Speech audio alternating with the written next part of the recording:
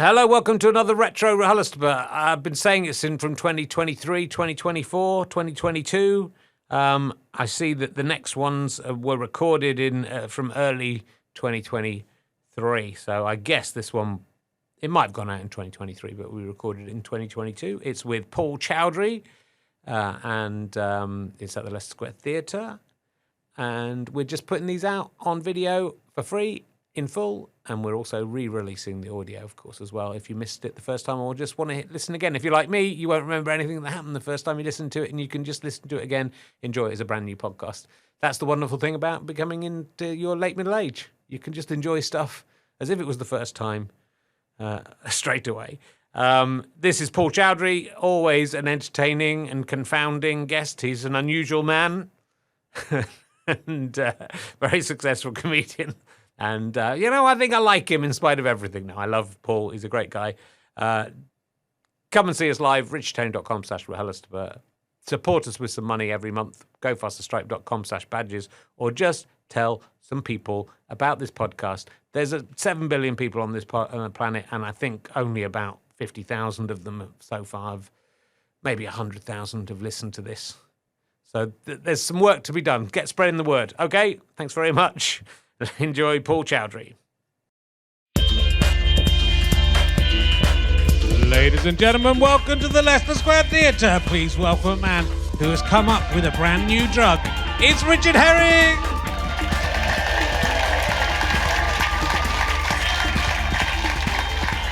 Thank you, rap fans. Thank you. Welcome. I love to see you. Thanks for coming along. Welcome to Richard Herring's Leicester Square Theatre podcast. But I was talking to Peter Poles the other day. You know Peter Poles. He's the host of The X Factor in Slovenia. We all know who he is. Might be Poles. He calls it RHLSTP. So, I'm not running out. No, I'm not running out. I'm not running out. That's going well. Well, look, it's been quite. I've got a moustache. Yeah, I think I should say that for the people in the room. I do know it's there. I'm doing just latterly for the last part of November. I've grown this today. I've had a beard for the rest of the month, but for the last week of November, I've shaved down to do November. I did November in 2020, November 2020, and then 5 weeks later, found out I've got testicular cancer. So, a bit worried about what's going to happen if I do it again. So, if you don't make enough money, they punish you. So, please do sponsor me. Check out November. But in the end, I raised quite a lot of money last time, and I was just raising money for myself. So it's worked out quite well. Quite nice. I said, I'll just keep it. They said that's fine. So there's that. I've had quite a weekend. I did this is the end of November. We're recording this. If you haven't worked that out at home, it's going out at a different time.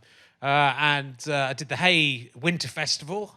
And then I went to Manchester and recorded a secret TV show. I can't talk about that. That was last night. And then we had to drive back overnight. So I'd get back in time for this. It was almost like being successful. But they were trying to make me... So I can't really tell too much about the show. They were trying to make me sneeze because I've got a very loud sneeze, right, supposedly. But then they said, can you film yourself sneezing? And I said, no, that's quite difficult. And I don't know when one's coming. And if you know it's coming, then you can't... it goes away again, doesn't it? It's very much like an orgasm, isn't it, Dave? That's why, if you know it's coming, it goes away again. And you can't predict it. Could happen at any time, just like an orgasm, isn't it? It's exactly like an orgasm. And so they gave me some pepper on the show to see, and then I thought I threw the pepper in my face. I thought, I'll take like some snuff. And it was quite nice. I took a bit of like snuff, and so then I got a line of it, and I snorted a line of pepper. And I have to tell you showbiz people, you've been wasting your money and your time. It was fucking amazing. I would advise. It's a real spicy hit you get off it. You get quite high. Plus they give it out for free at restaurants. So this could save you a lot of money. So it's sort of like snuff. And I have taken snuff. And I'm not that old, but I used to take snuff. So there was that. So it's been a fun bit busy weekend. I'm surprisingly not too knackered. Then my son has tonsillitis this morning. He's been throwing up all night, had tonsillitis. And then I was researching the guest for this week's show at 10 o'clock this morning. And then they emailed to tell me that he couldn't make it. So because his child's ill. My child's fucking ill. I'm still here. No, it's fair enough. We'll have him on at another time. So I'm afraid if you're expecting Nick Mohammed, that he is not going to make it this time, but we have a reasonable replacement. I'm sure he's going to have something to say about the replacement. He has replaced once before, in fact, this guest, but we will talk about that again in a sec. He was having a wee. I want to just make sure he's got enough time to do his wee. Before I did and this weekend I also completed 20 years of warming up, which is my blog. I've written every single day for 20 years, and no one gives a fuck about it. Is that absolutely no one gives a fuck. And sometimes it's amazing. I've written a blog for every single day for 20 years. It's nearly 8,000 blogs. It's about 10, 20 million words. It's more words than 100 Bibles together. But sometimes, you do something remarkable that goes unremarked. And that is, if you can't be bothered to go back and read all of that, basically, I've managed to sum it up in 4 words. It's lost man gets found. That's basically it. So look, but thank you for everyone who listens to, what reads that blog. It did briefly do it as a podcast before deciding it was too much. But some people missed the podcast. There was a podcast. Do you remember the podcast of Warming Up, David? You remember it? Calculating. That was... The robot voice was in it. That's where the popular character robot voice comes from. No? Okay, let's... we'll move on. My guest this week, got to make sure I get the right notes and introduced by the right thing. I've got notes for about 3 or 4 different acts in here. My guest this week is probably best known for his appearance on Celebrity Antiques Roadshow. I haven't seen that, but I'm amazed he was on that, and I can't wait to hear that. Will you please welcome the incredible Paul Chowdhry, ladies and gentlemen? Hopefully he's there. He's not weeing. He's still weeing. Here he is. He's coming. Paul Chowdhry. Paul Chowdhry.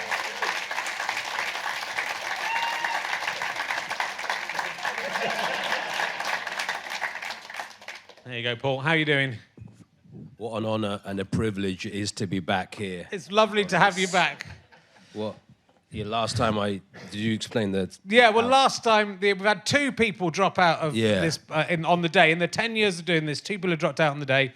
Last one was 4 years ago. Al Murray dropped out again due to a family emergency.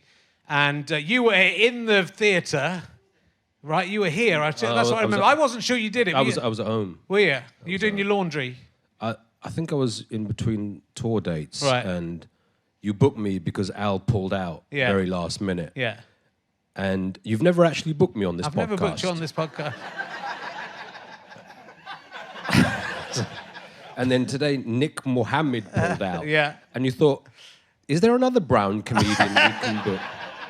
I didn't even notice. I don't see colour, and I didn't even notice. Nick Mohammed and Paul Chowdhry, you think, they're very different types of comedians. You're racist, isn't it? I think to replace a brown person with another brown person is the least racist thing. Are you trying to hit quotas on this? Are you the booker of I'm a Celebrity, get me out of here or some shit? I mean... I'd said to Avalon, I had to email Avalon and said, Nick Mohammed's dropped out. If there's anybody... Brown. If there's anybody... They suggested you, and I thought, but didn't we get him in last time so much? Well, I replaced Al Murray then, so, He was not... I mean, he's a little bit brown. Is he brown? Is he Indian, Al Murray? Yeah, a little bit Indian. It's a character, though, isn't it? Yeah. His real name's Al Mohammed. So, there's a lot of Nick Mohammed fans in tonight, so if you could just... They're very disappointed. If you could just try and be a bit more like him, because I can't think of a more different act. Oh, hey guys, I'm Nick Mohammed. It's nice to see you all. He went to Oxford and Cambridge, though. I think he went to Cambridge. Yeah, Cambridge.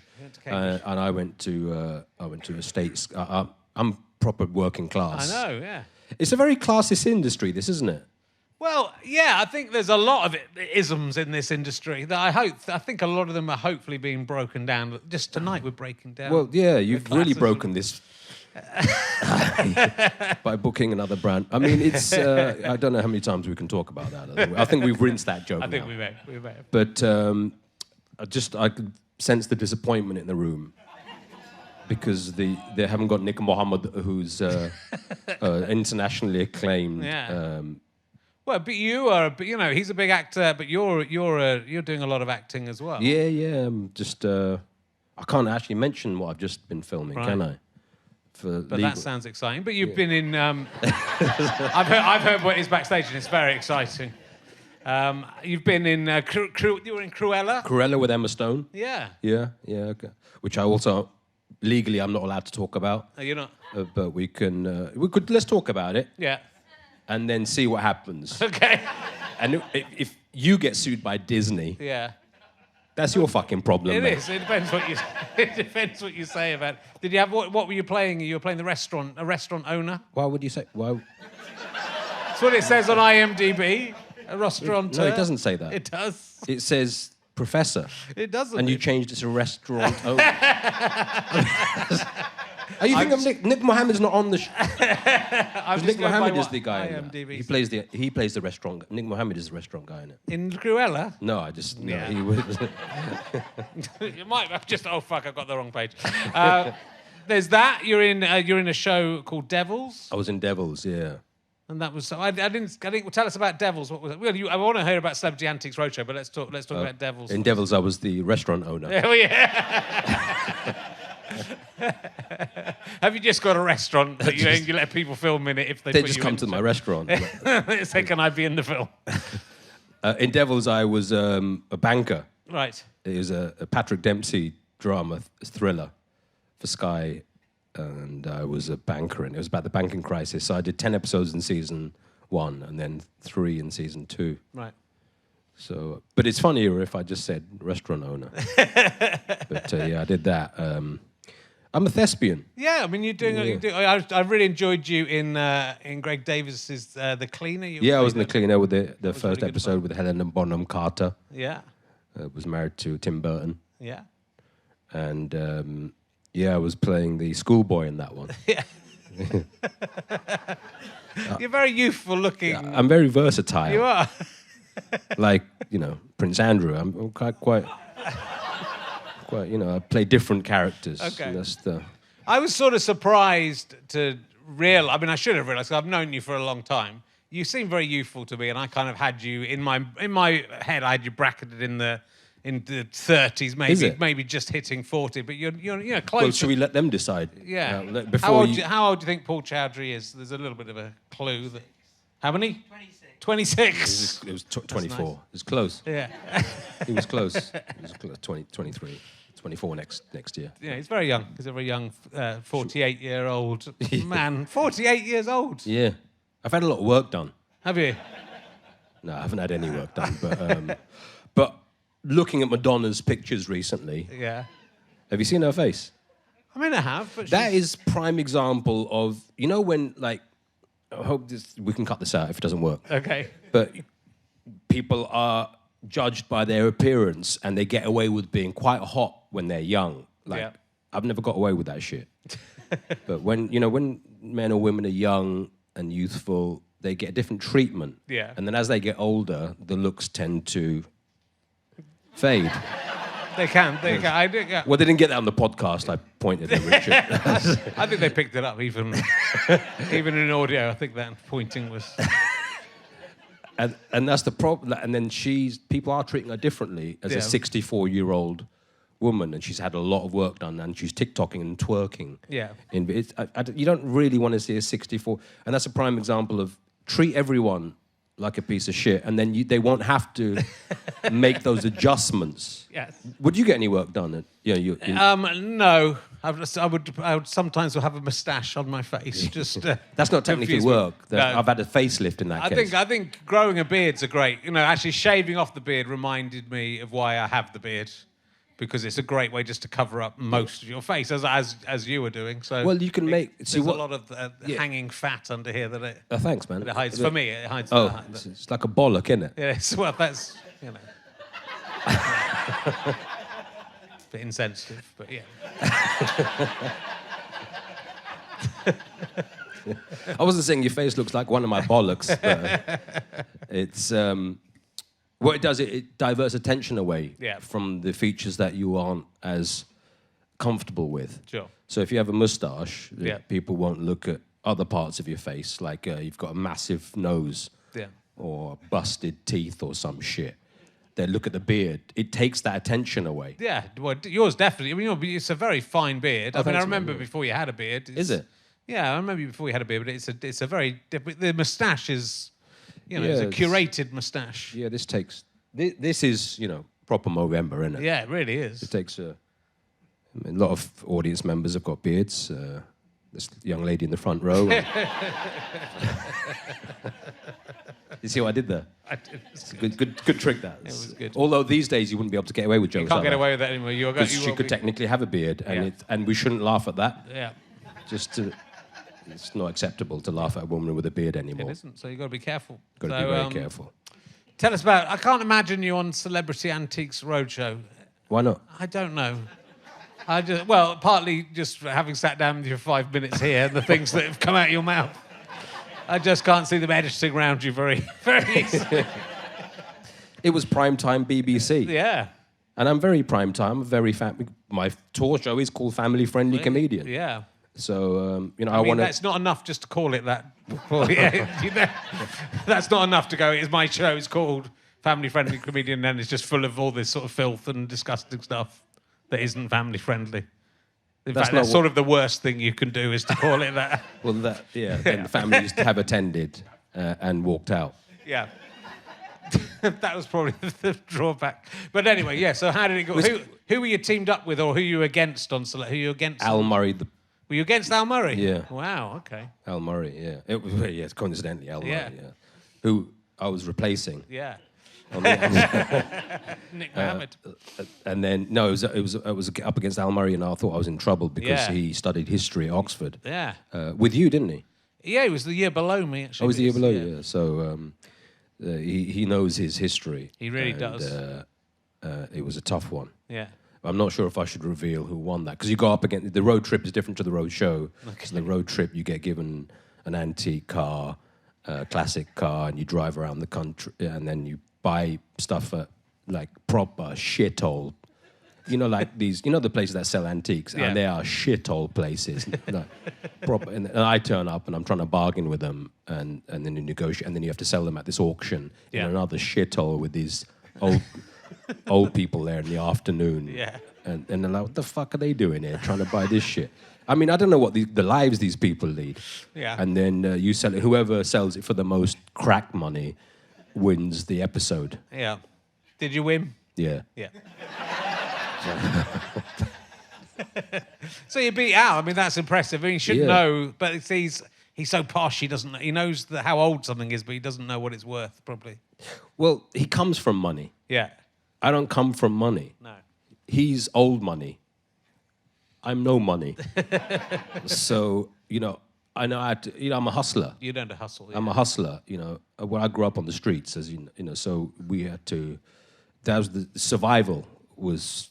Just to eat was a difficult thing in the 1980s. Yeah.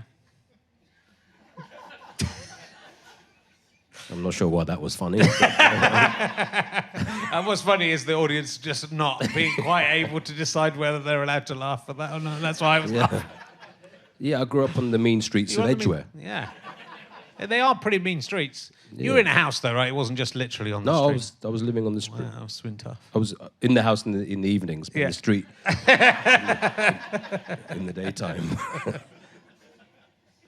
Oh, dear. So tell us about the tour. What is in this family-friendly comedian show? Are you genuinely making any attempt to go mainstream? Yeah. I talk about I want to become a mainstream entertainer. Yeah. Like Ant and Dec. Yeah. Not the one that drinks and drives. The other one who does cocaine and prostitutes. I want to be like that. I want to be like that one. So that sets up the show quite nicely. Or I want to be like Philip Schofield before he jumped the queue. I want to be like the old Philip, not the new one. Yeah. The straight Philip Schofield. So before he came out, Yeah. and before he jumped The family-friendly one. the family-friendly one. Yeah. So, Yeah, I mean, it's a good point. It's a good point, well made. That Yeah. the lives of these people who are the family-friendly entertainers. and they're the most depraved bastards around. Obviously, cut that out for the podcast. I think that's fine. Well, but showbiz has been full of people who are family-friendly entertainers who've turned out to be. We grew up in a different era. We did, yeah. The 1940s were a very different time. But children's entertainers, as we knew them, we don't even have to repeat the names of John Leslie, notorious Blue Peter presenter. Yeah. Rolf Harris. Yeah. I mean, one of the things I talk about in the show is how has Ted Bundy, John Wayne Gacy, Jeffrey Dahmer, and Jimmy Savile got a Netflix show before me? I'm doing something wrong. You are. How many people do I have to kill to get a Netflix series? Good question. Even Prince Andrew's on The Crown. Yeah. It's true. How have I not got a Netflix show? It is true. What do I have to do? What did you do? Well, I've got no. I can't get any Netflix. I've had to do. And you've done some depraved things in your life. I've done some terrible things. I'm not allowed on any of these. So you had to start your own I podcast. do my own stuff because I'm still asking them the gatekeepers to let me in. Yeah, but you don't. You don't need to. I mean, you're uncancelable. Cancelable. That's easy for you to say. It is. Because you're just performing live. If theatre said they didn't want you, I suppose the only is if you did something so bad that theatre said we won't book him, but you could still perform, right? You used to do podcasts. Well, yeah, I used to, but now we live in an era where you could be the most cancelled human being on the planet, Yeah. and they'll put you on the biggest platform on a reality show. Yeah. It's incredible. The world, these commissioning editors, how spineless they are, who would let disgraced MPs, who are still sitting MPs, on the biggest platform in the country. Yeah. I mean, this has come up earlier in the series, but it's an interesting thing, and you do start that when you're doing shows on TV, and then you suddenly think, oh, is Matt Hancock going to be a guest on a show? You don't know if you were doing the Jungle Show. And then you just turned up and Matt Hancock's there and you didn't know he was going to be in there. I'd kick the fuck out of that guy. What the fuck are you doing here, you cunt? What piece of shit booked this guy?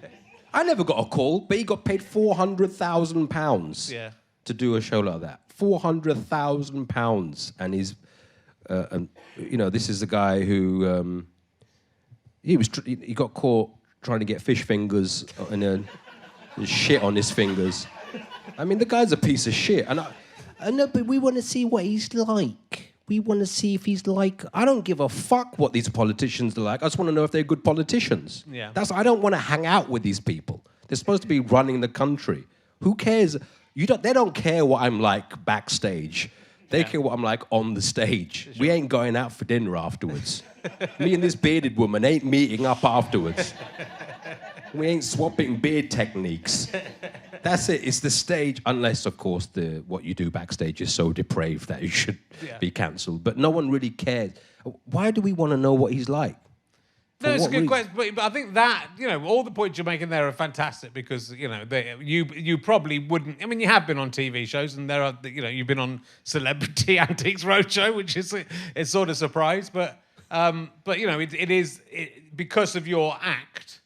and what you do live, I think people might be cautious about booking you. But what you're doing, you're doing a comedy show in which you will, there are no holes barred really, and you'll talk about any subject, but in a satirical way, I think. But what you're saying is all those other people who are family entertainers, have done things in reality that aren't jokes in reality, and that they manage to PR their way. It is very interesting. That it's interesting because. If I was saying the stuff I say on stage at Parliament, there's an issue. What I'm saying is on a comedy stage, and the show is titled as a comedy show. So automatically the threat has been it's been there's no, this isn't real. They're jokes. What these fuckers are doing is real, and they're manifesting problems that result off the back of what they do. Their actions have consequences. Sure. Now, I don't think my actions on stage have serious consequences to the extent that the Conservative parties do. No. I might be going into realms here that it's actually not funny, but if you can make it funny on stage for me to ridicule the hypocrisies that the country's being led in, then that's the issue I'm talking about. Yeah. But yet, why am I seen as controversial on stage? I'm not really that controversial. I'm just the average Nick Mohammed. We will definitely build this as still being Nick. Yeah. And we won't mention that it's you, and let's see how his career goes. We could take him down. Well, if you actually advertise this as Nick Mohammed and put my face on the actual PR plug, and they probably wouldn't know the difference. But I think when I started stand-up in the late 90s, at that point, you'd already been doing it for 35 years. There wasn't much diversity within the entertainment field, and there was no box ticking going on. So I was kind of ignored for a lot of things. Yeah. But the fact was, I was doing stand-up as I knew it, as a British, I'm Indian of heritage, but born in London. I'm a North London working class boy then. And that was my experience. But all of a sudden, it's like, well, you're not. That's not what we need you on TV for.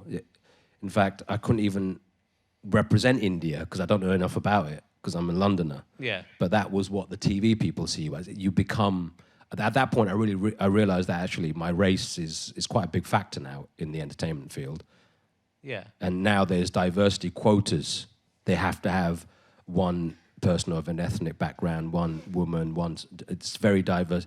It's strange. We're not just seen. It's not seen as just on your own merits.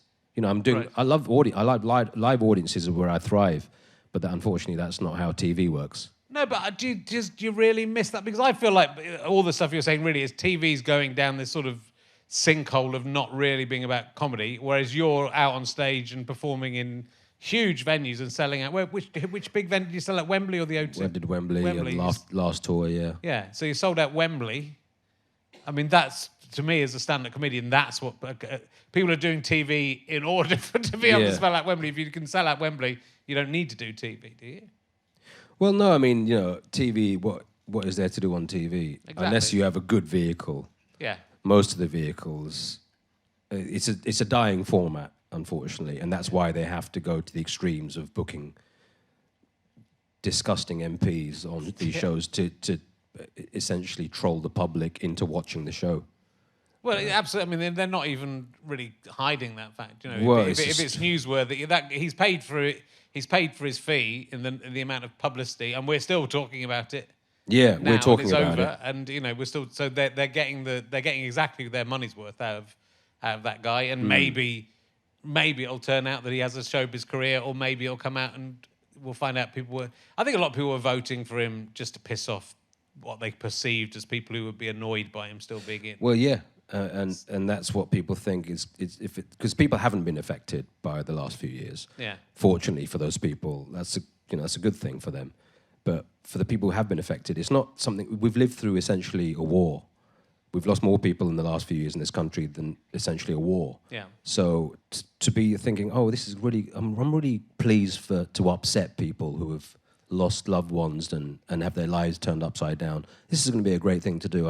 It's not something I would find funny or as a human being. Forget on stage, we're doing jokes on stage about things. It's very different to people who've been heavily affected by what people's lives are still affected and they'll never be the same, mine included. So sure. I find it quite offensive, in fact, and comedy doesn't offend me, but things like that I find abhorrent.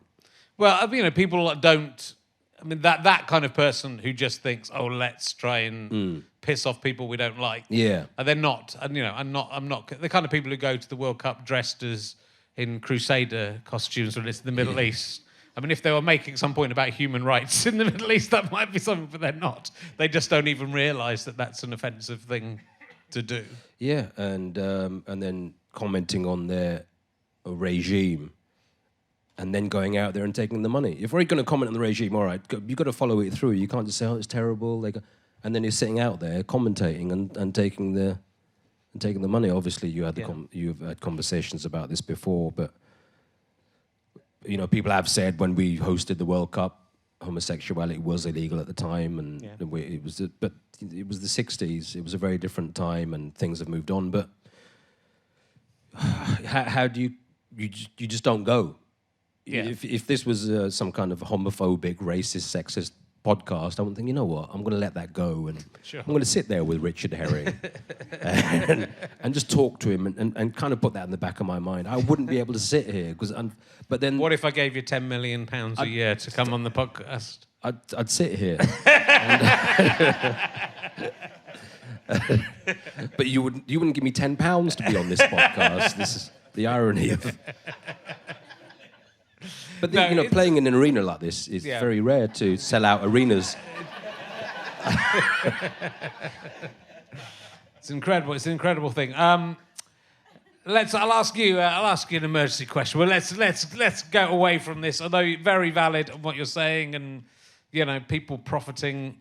I mean, what I would say is, I agree with you. I feel like it was a war situation in every terms. COVID was a war situation. We were all going through.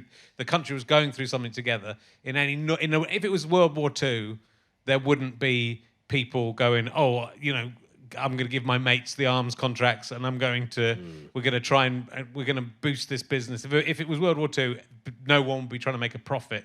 Everyone would be just trying to get the country through those 5 years. This was 2 years, and we should have all just been coming together and going, right, we've all got to get through this together. Let's make sure the NHS are paid properly from now on, and let's make sure no one's making billions of pounds out of this. Even if you take the money out of it, the investigations haven't taken place yet. Yeah. The inquiry hasn't taken place. That's the vote, really, of when the inquiry takes place. Because obviously, at the moment, it's a public opinion of what's happened, and that's how he's being judged, and the party as a whole. But once the inquiry takes place, unless the inquiry is corrupt, we need to find out, rather than, hey guys, let's, ITV, we've got a great idea.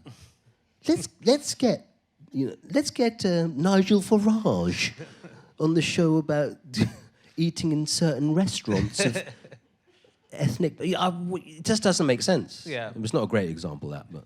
But no, it's become politics has become entertainment anyway, and that's why you end up with Boris Johnson and Nigel Farage. That's the popularity. It's all becomes part of the same thing, and people are unable to distinguish between the two to an extent. I think that's true. So Matt Hancock going into the jungle is just isn't that funny? Isn't this funny? And people aren't connecting the dots and think. Well, a lot of people are, and a lot of people are very angry about it. Well, they say politics is entertainment for ugly people. Yeah. But he's come out. Some people find Matt Hancock sexy now. Yeah, this is what I don't. I want to see him do the tasks. I want to see him eat monkey testicles. I want to see a monkey eat his testicles.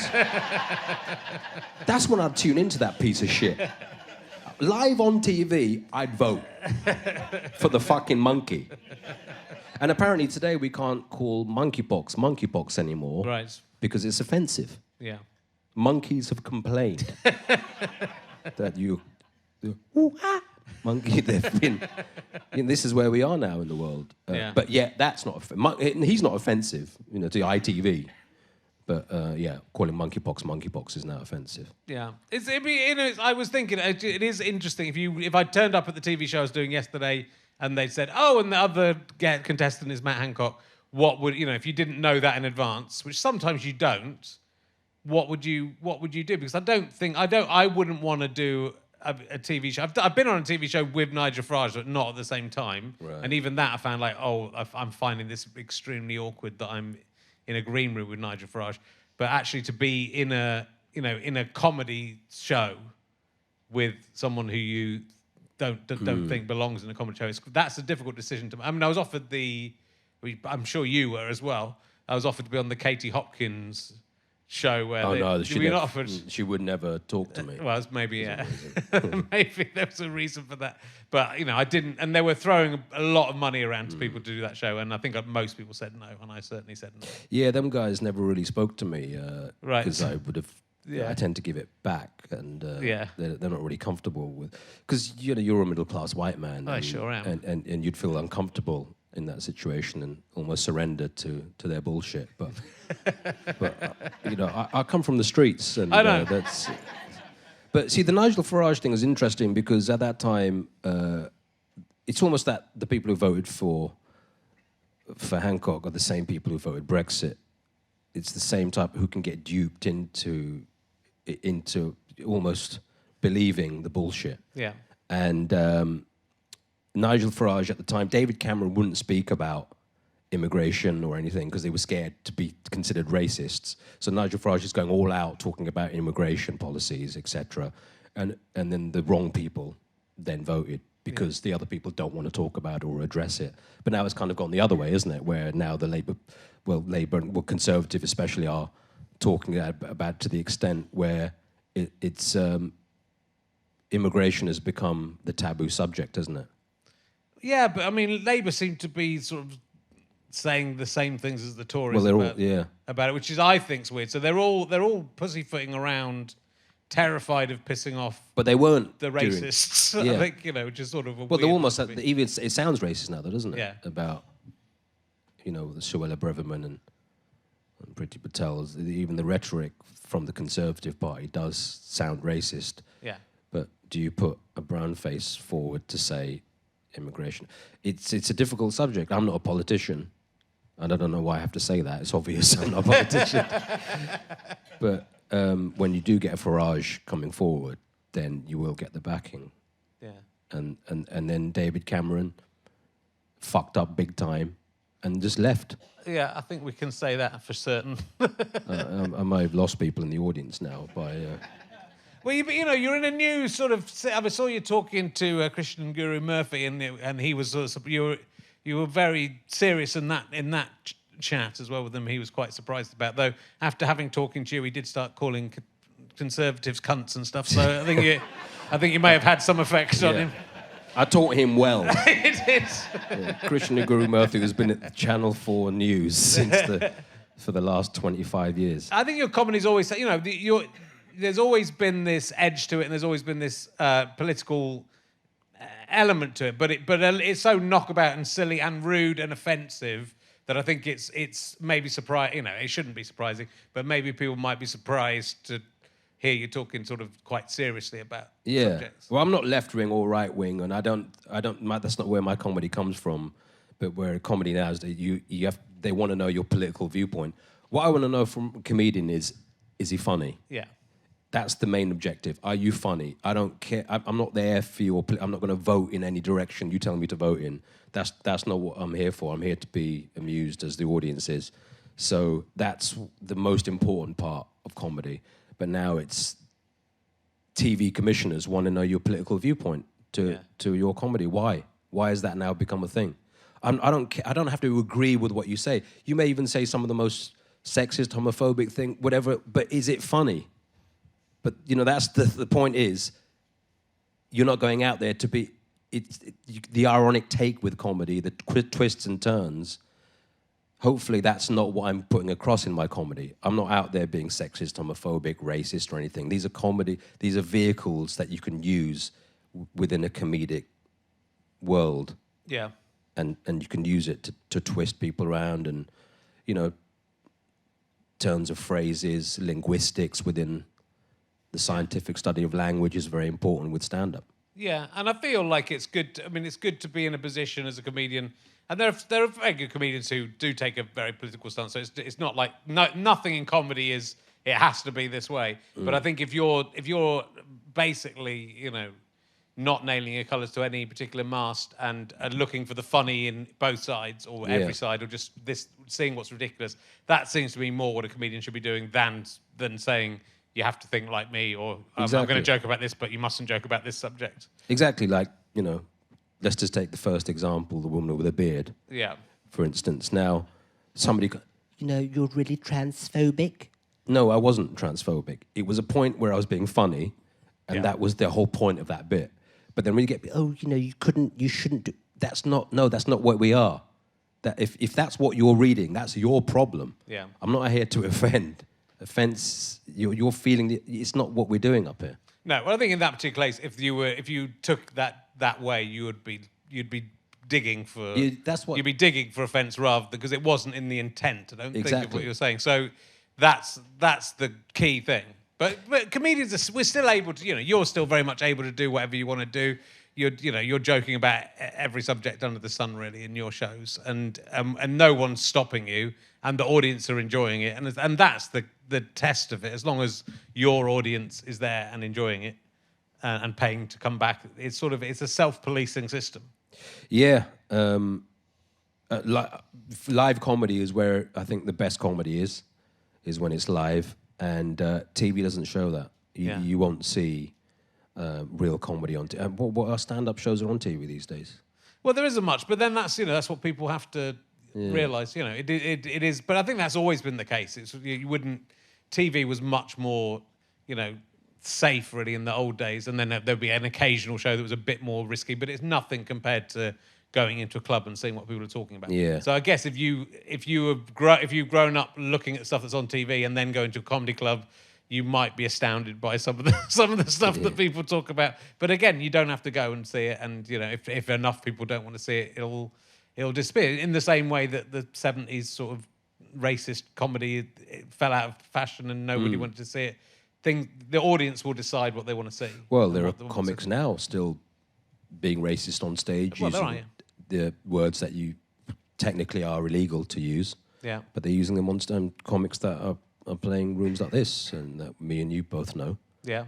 But do I go and see it? No. It's that's the. Can we go into this territory? Should we discuss him? We can do if we discuss anything you like.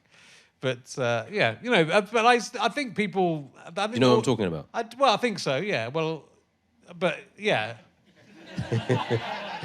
I mean, there are people who definitely use those words, but in what not many people do now. So the person you're thinking of talking about is doing it in a way I think that is.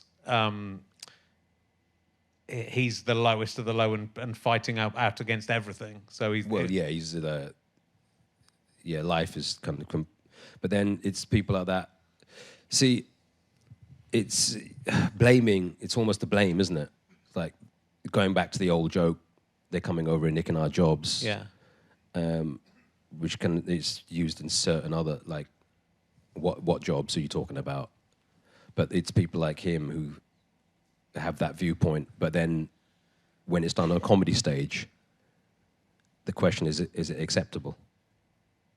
Yeah, I mean it is, but then that's the question. We can say that about everyone's material. Yeah, exactly. So when he was cancelled, was that I was it was a questionable decision by the Edinburgh Festival, wasn't it? I think it was. Yeah. You're talking about Jerry Sadowitz, right? Yeah. Okay. Because then suddenly I thought, it's Andrew Lawrence. No, sorry, it's Jerry Sadowitz. I don't think the Edinburgh Fringe should be censoring anyone from saying something. I think I think the audience should decide what's going on. But then, do you book Roy Chubby Brown? Why has he been banned from everywhere? I mean, I wouldn't book him if I think people still have the freedom of choice to. If it was my venue, I wouldn't book. But he does this podcast on a regular basis. I might. I have people on here I don't agree with. Well, thanks. That's why you're here. And I'm a deeply racist man. And I've known that for 25 years. But and I think we should be. Comedy should be talking about stuff and trying stuff out, and should be feel safe to do that. Yeah, but I think you're one of the most. You're one of the in the noughties. A lot of comedians were doing stuff like you're doing. I think you're still doing that stuff that a lot of comedians are now think, oh no, I better not go near that subject just in case. I'm not saying you do. I think you're thoughtful about why you're doing it, and there's a reason you're doing it.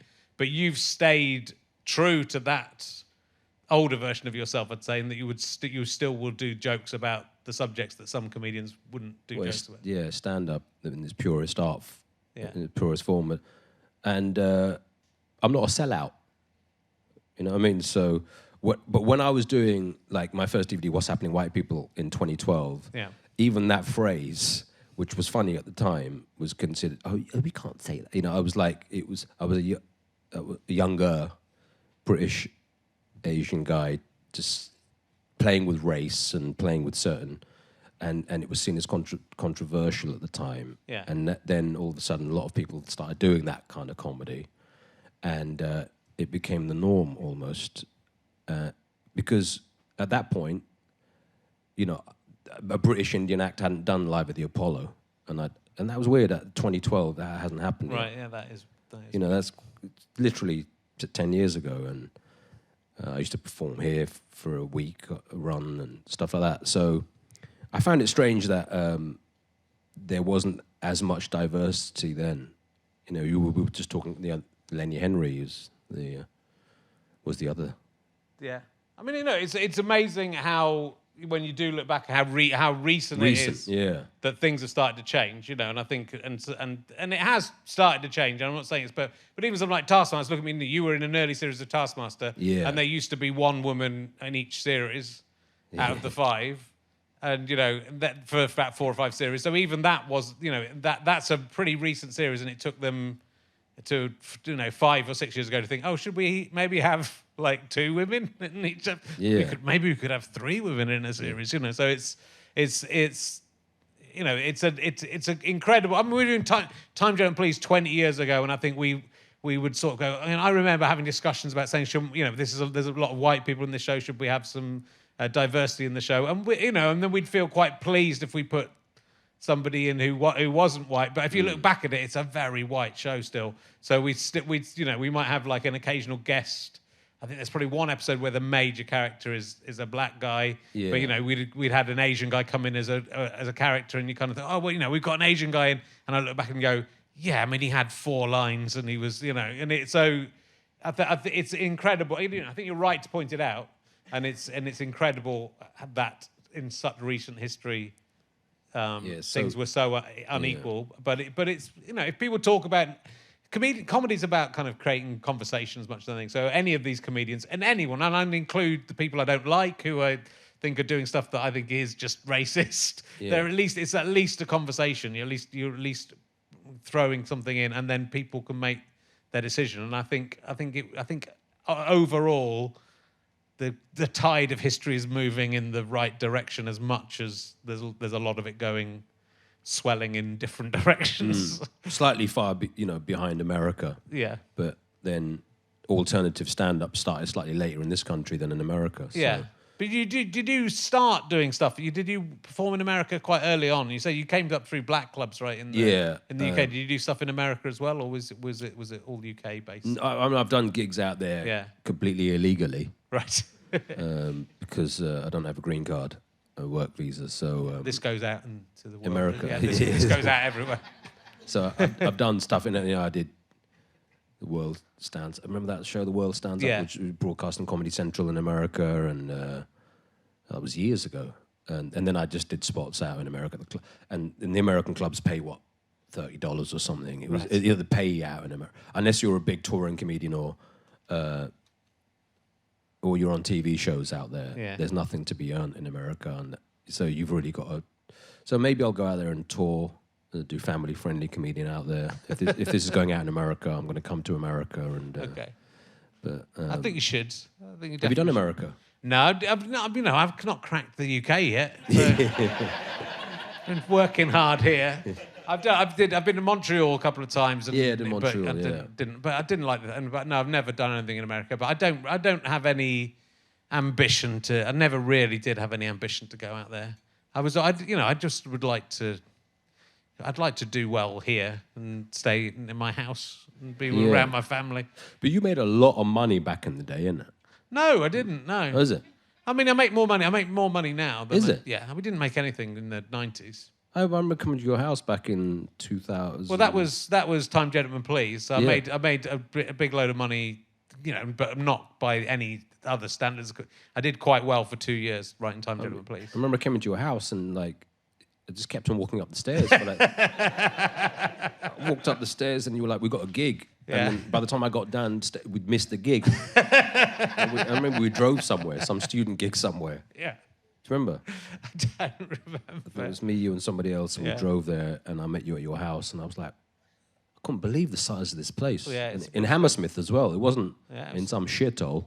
It was all right. It was Shepherd's Bush. So it was a bit of a It was near the Empire, wasn't it? It's near there. I remember seeing Amy Winehouse at the Empire just Yeah. before she broke, got big, and I met her in a club, and then I come to your house, and I'm thinking, this is what comedy is. This is the. Well, if that had carried on, Benchmark. I don't say what I think. I do these TV shows so occasionally, like these. You go onto something and it's like a bit of hard work, but they pay you really well Time for like this show I did this weekend.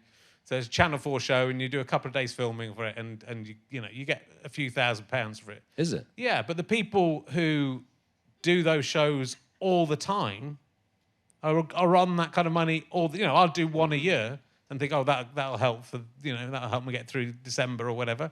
But they're on it every. They do 5 or 6 of those a week, and like that's what I kind of find interesting about when you get into that treadmill of being on TV. You're working all the time, and you're just making huge amounts of money if you're doing the right shows, and. But are you getting any time to enjoy the money? Yeah. Or you can't step off the treadmill for fear of not getting back on again. So that's exactly what I think when I watch Babe Station. Like how they're on every day, so they're on some big money. Those massive jugs and They're limited lifespan though. That's the thing. There's you'd phone them up though, innit? I've been on Babe Station. have you? I didn't know that. Yeah, but I mean, you've got a very good body under there. thanks, man. I appreciate it. I've seen some pictures of you with your shirt off. Oh, thanks, man. It's you work hard at that, keeping yourself looking good. I sent you on Snapchat, innit? You did, yeah.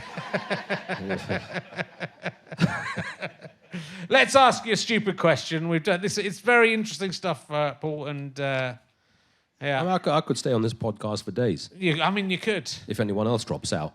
But just keep. If you could just turn up every Monday, and we'll just let you know. I'll just If be you're on on. standby. Yeah, It's like being on standby at the clubs back in the day. Remember? It is. Well, they have, but they do this. But, Reserve act they used to have. They used to If reverse. someone didn't turn up. I was a reserve act for during COVID. They might have asked you for this as well, but like Taskmaster, when they were filming Taskmaster, they would have you. They paid me, I think £750 to just be ready to go in if anyone got COVID, and and sit in the chair and be there for the day. So I didn't have to go. I think So I that did was that quite as good. well Yeah, it's for. nice, isn't it? I think I was the standby for Catherine Ryan because Right. we're very similar. Yeah. You are very similar. So, that's the best way to make money is to become a standby that doesn't get used and they still pay you. No, I think I was standby for, and then I was actually the other. There was another female act in one of the seasons who got ill, and then she ended up just doing the show. She was in a double act. Yeah, was it Katie Wicks? Katie Wicks. Yeah. Were you there that day? No. How'd you know that then? Because I remember watching it. She wasn't well, so they replaced her with. I didn't. Catherine Ryan sit in on it. She sat in for one, and then the other episode, it was almost me. Oh, really? And then she turned up, and I was like, "This fucking." If you only something happened to you, I could have been your replacement. I could have been your Nick Mohammed. Okay. You're not going around hurting people, are you, in order to get these jobs? I'll ask you some questions. This one. Saddam Hussein used to have a double, didn't he? He did. Yeah. Yeah. Nick Mohammed. Right. So I'll ask you this question because you tour a lot. What's the worst experience you've ever had in a hotel? There must be a lot of bad hotels. Oh yeah. What's the worst thing I that's actually happened? filmed the hotels and put them online. Do you? Yeah. Oh, I've walked in but this tour, there's so many. If you asked me this earlier, I would have tried and pick one. Yeah. One time I remember they went to the toilet and then I shut the lid and the whole toilet just exploded. Oh, wow. The porcelain just smashed. Right. And then there was just water all over the floor and then you'd call went to reception, it's broken. They said, we'll sort it out after you check out. Right. So you got then, Work around the... just use the floor. That's pretty bad. When you tour, what kind of level of hotels are you staying at? Oh, 1 star. Yeah? Could you keep it cheap on the... Yeah, one Even when star. you're selling out these big venues, you think I'm going to go... Never be a sellout. Right. You sell out rooms, but don't be a sellout. Okay. So that's the trick. Is it keeps you humble. Yeah. So you remain in. I've stayed in the biggest shitholes in England, because you want to stay true to your craft. I'm like, who's that guy that Johnny Depp played in that Hunter S. Thompson? Oh, yeah. I take that approach to my comedy. I was going to say Willy Wonka. I was going to get my guess. I'm glad it wasn't. I'll only live in a massive chocolate factory. That's I find the massive chocolate factory in every town, and that's where I stay. And if there are no Oompa Loompas, I'm out. So I take the Hunter S. Thompson approach to, Yeah. I keep it real. I stay in places that are haunted. Right. Shit stains on the bed sheets. Yeah. Generally. I mean, that's after you've been in there, though, right? I'll keep it real by wiping my ass on the bed. Yeah.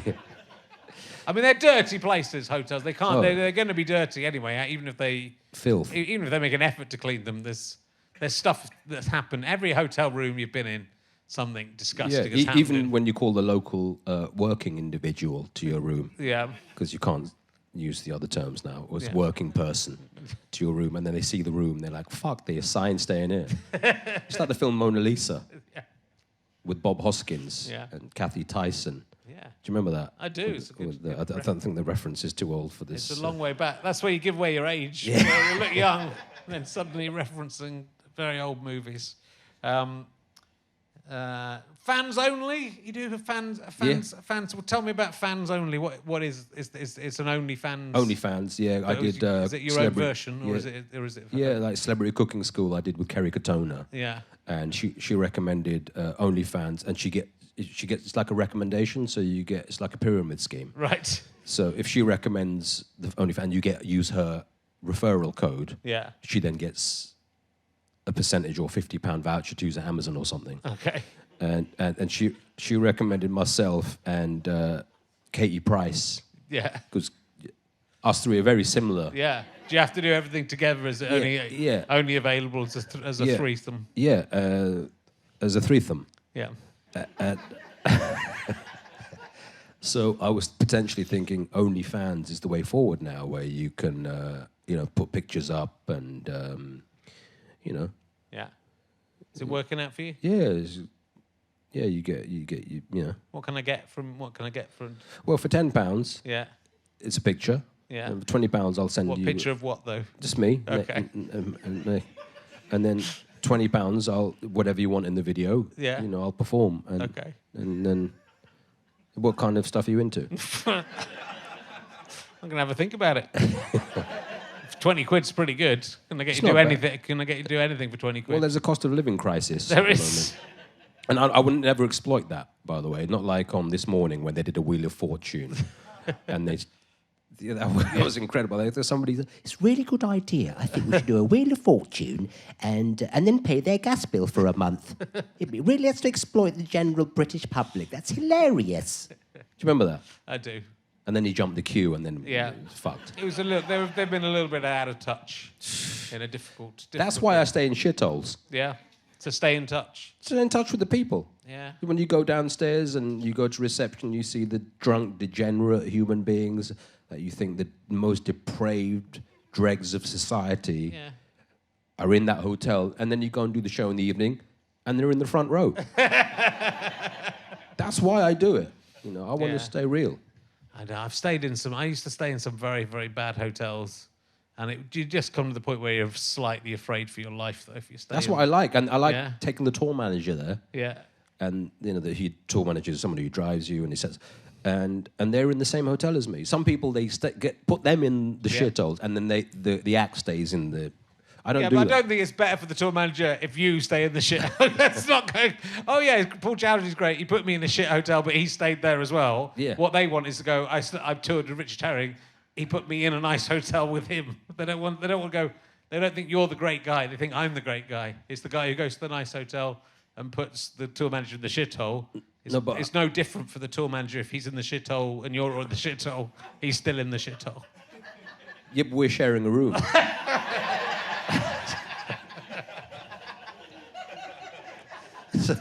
That really saves some money. It saves a lot of money if you get 2 people in one room, 15 quid a night. What's the lowest you've paid for 15 quid a night's the lowest I've paid for bed and breakfast? Yes, 50 quid last week. 15. Oh, 15 quid? Yeah. What was that, in Lincoln. 1932? It was probably 14 years ago. And there was nowhere else available.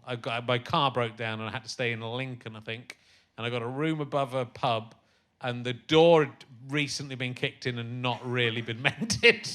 And the bed was horrible, and there was just noise shouting from other rooms all night long. I didn't even take the breakfast. I just got out as soon as Was this a hotel or an asylum? I mean, it was like an asylum, but it was only 15 quid, and I didn't get killed or raped. It's worth it then. Can you give me the details? Yeah, I'll give you a message. And I stayed at probably the famous hotel in Swansea that I didn't end up staying in because I managed to get a lift home, where the toilet was in the same room as the bed. I think that was about £20. That's worth it. Yeah. That's worth it. Yeah. It's, I mean, it's all right if you're on your own to just have the toilet. You know, it's romantic if you go to a hotel and the bath's in the bedroom, but it's not so romantic if the toilet's in the... It was in like an alcove, but it didn't have a door on it. That sort of. But some hotels, the toilet is the bath. Yeah. So But you it can use it for both situations. I mean, everything in any hotel room has been used as a toilet yeah. at some point. So But the bath has the kettle has definitely been used as a toilet. Yeah. Definitely has. Definitely has. The Nespresso machine has been used as a toilet. Well, I did a tour date recently, and Johnny Rotten was in the same room, and Right. I opened the kettle, and it was all bits of tea bag in the kettle. Because I'm like, what's happened to the kettle? And they said, Johnny Rotten was here yesterday, so he puts the tea bag in the kettle and boils the water. Right. So he uses a teapot. He uses the kettle as a teapot. As a teapot, because he's a sex, that's That's the kind of thing the Sex Pistols would yeah, do. and that's rock and roll when he's 70. Yeah. He was the Antichrist back then, and he'd use the F word in a mainstream interview. It was just controversial. Now it's tea bags in. I mean, that is worse than the F word, in my opinion. Yeah, I was very offended by that. It's also like the tea's going to be horrible, isn't it? If you boil it with the tea, Well, that's it's got to rock be and roll, boiling water. You put the tea bag in. You can't boil the water from cold No, with the tea bag in it. that's what he did. Fucking idiot. I'd have had him on the show, but I'm not going to do But it. he does a Q&A thing now. Right. So it's not music. It's a little jump goes into like Marty Pello. Everyone's doing these tours now, aren't they? Where Right. they're not actually doing their act. They're just talking about their careers, Yeah. which no one gives a shit about. It's a bit like what That is. Yeah. A bit like this. Well, look. What else? Well, look, I watched. We're going to have to go in a sec. Are you joking? No, it's gone. It's gone very fast. Oh, come on, man. We haven't even we'll started yet. We'll do a little bit longer. Who's on next? Sophia Spexter next week. You have to wait another week to see. Oh. I've watched Live in It on Amazon Prime. It's there on Amazon Prime if anyone wants to watch it. Oh, yeah, You've got a few specials, but they're here and there about. But that's at Amazon Prime. That's pretty good. To get on most of Amazon it Prime. been banned. Yeah.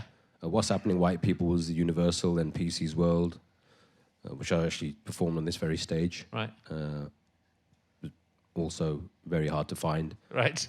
Then Live in It on Amazon Prime globally, but banned in certain countries. Right.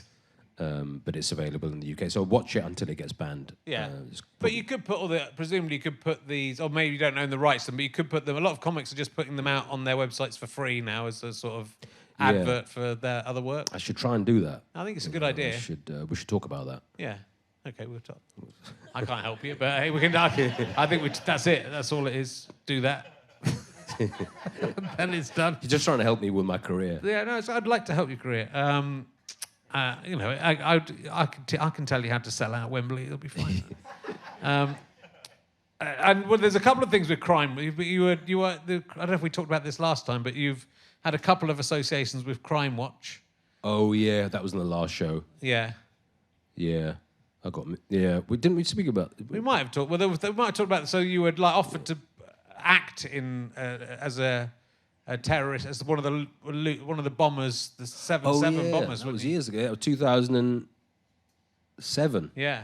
7/7. So I was at the Edinburgh festival doing the caves, and that show was about that. Was about that incident when I got called from Crime Watch saying that they're doing a reconstruction of the 7/7 bombings, and I resembled one of the bombers. Right. So could you be in the reconstruction? Yeah. And I said, people mistake EastEnders characters for real people. What the fuck are they going to do to me? True. And surely, I mean, with the best will in the world, they weren't going to catch that guy. Well, they all died in the bombing. Yeah, they all blew themselves up. But then, unfortunately, people do believe in reincarnation. Okay, so yes, you've got to get. They would have probably come for me, It is that geezer, mate. I saw him on. I'm not saying that he would have been with that accent. Oh, that's that individual. Let's beat him up. And then you looked like someone else in a Crime Watch. That's what your recent show is. In the last show. Yeah. I basically look like a terrorist. Yeah, I mean, that's the. I mean, I don't think you do, but I think people have a perception. Oh, thanks. I appreciate that. It's the nicest thing you said to me. That's all right. You don't look like a terrorist. I mean, I think you look like a sort of a proprietor of a Victorian circus or something, is what I would say. Back in the day, this would be a circus, me and you on... This place probably was a circus back in the day. And imagine me and you on stage in the 1800s. Yeah. What would it have been? You with this weird moustache and this Indian guy sat next to you on stage and a bunch of white people staring at us. What show would this have been? People would pay for anything back in the 19th century. This would have been some kind of weird auction. Which of us would be being sold off? You look tastier. Do you think so? Yeah. Yeah.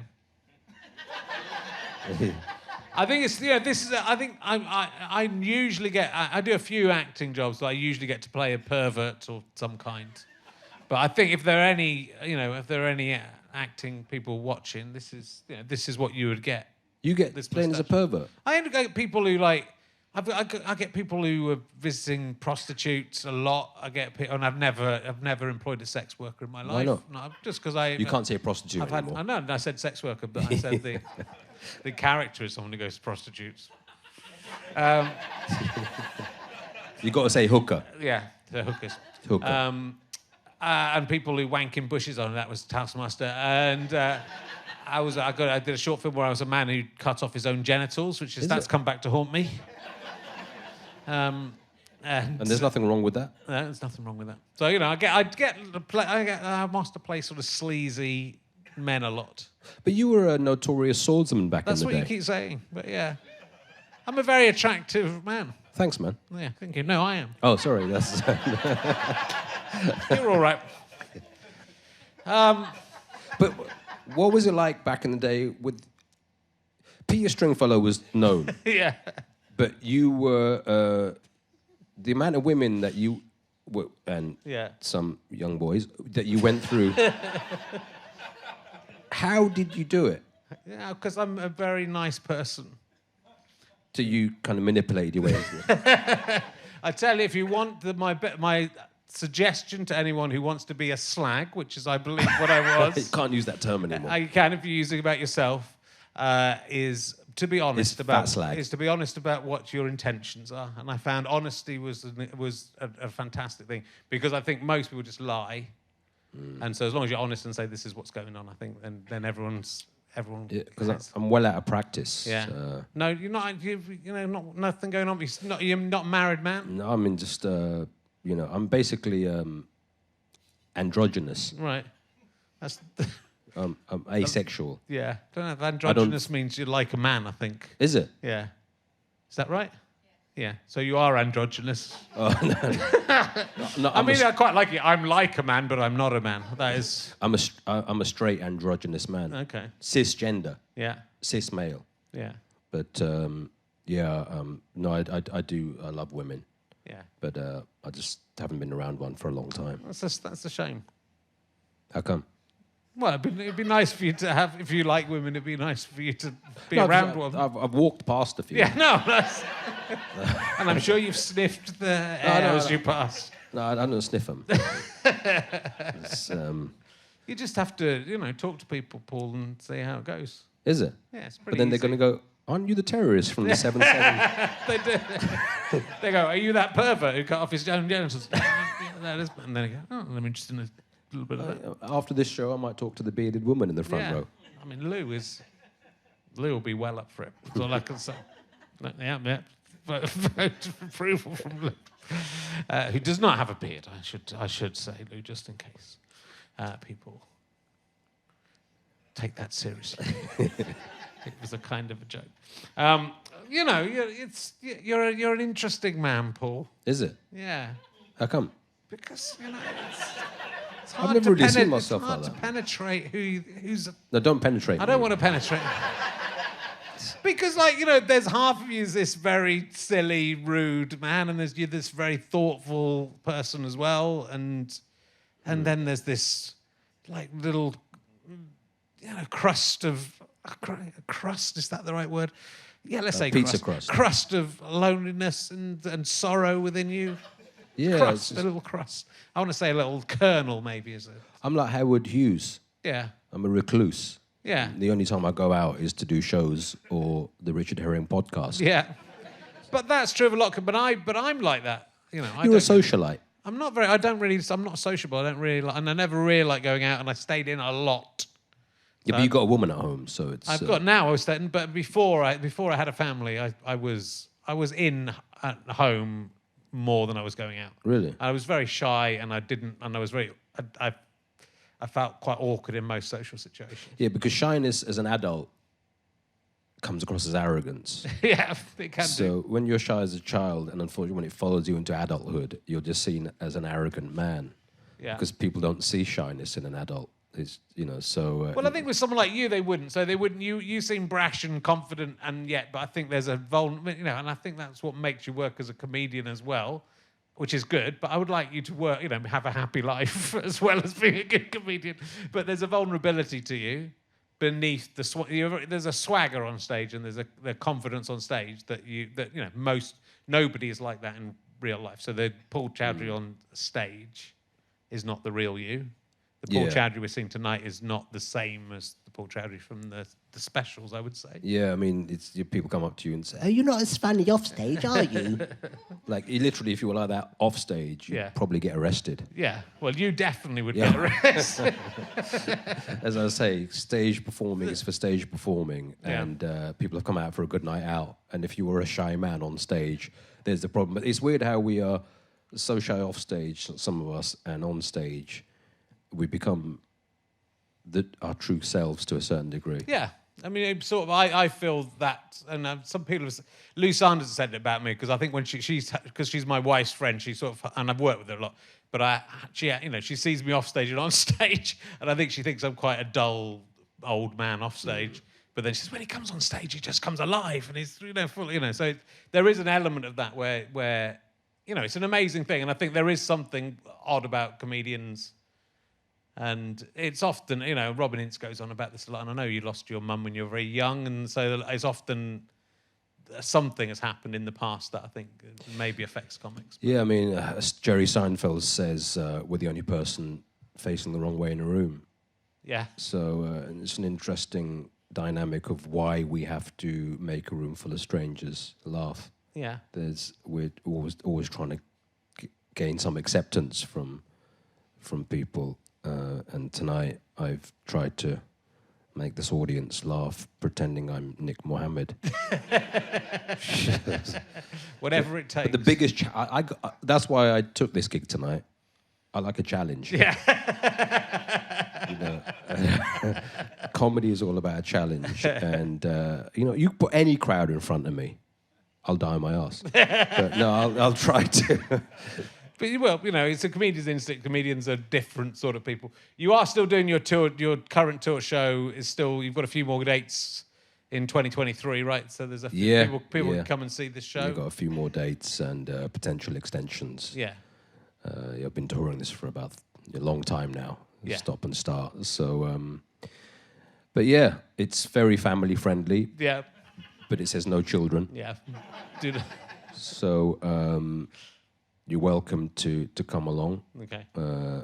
And I do birthdays, weddings, Yeah. bar mitzvahs. If you want to book me, if anyone out there is listening or in the audience want to book me, I'm available for those types of things. Okay. So I did one recently, actually. Yeah. Did a birthday party, 40th birthday party last week. Right. It's really good. Yeah. I saw you talking about doing a gig in someone's house. Oh, I've done gigs Yeah. at people's houses, bedrooms, Yeah. toilets. Well, that birthday party was a weird one because what you get information about the person, whoever you're talking about, and I talked about this guy. He was a very rich 40-year-old, and I said, just a throwaway, you must be a drug dealer, which is just a throwaway line. And his dad said, tell everybody you're joking. And then his other son said, excuse me, can you tell everyone you're joking? And I had to make it clear that he wasn't a drug dealer. It was a joke. And he put his children and his parents right in front of me at the performance. I've been attacked on these stages. Yeah, I mean, I'm not surprised. He would be the last person I would get into my house in front of my family. Here's a nice surprise for you. This guy's just going to be saying horrible things to you. But I am available. Yeah, you are available to do that. So if you want me to come around to your house. I will. I'll book you. Yeah. I'll book you to come. We're with the same agent, so Yeah, that's all right. we'll give you a good deal on We that can one. sort it out. Look, it's really lovely to see you. Thanks so much for coming. It was an honour and a privilege, and it's always good helping you out when people don't make it. Ladies and gentlemen, the amazing Paul Chowdhry!